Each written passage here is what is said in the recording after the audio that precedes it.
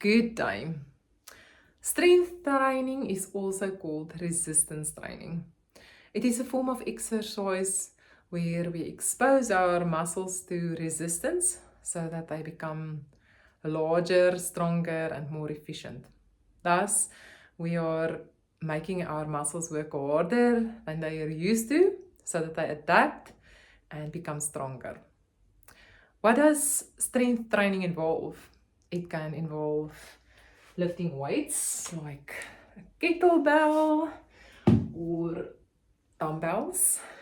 It can involve our own body weight when we do push-ups or squats.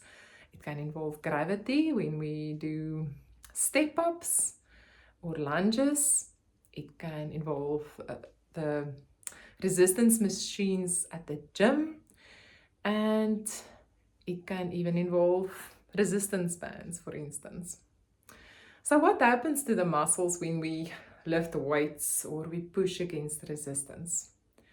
The muscle fibers experience small microscopic damage. The body repairs these fibers and the fibers rebuild stronger and thicker. And this is called muscle hypertrophy.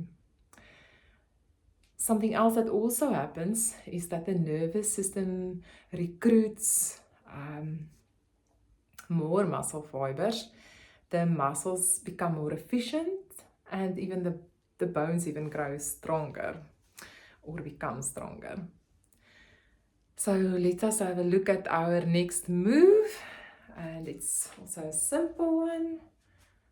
1, 2, 3, 4, 5.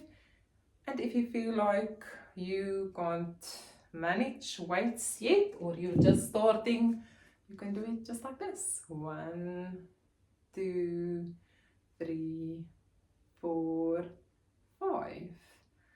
And then after a few days, you get something to lift. Yeah, so let us work on our strength training so that we can gain muscle mass.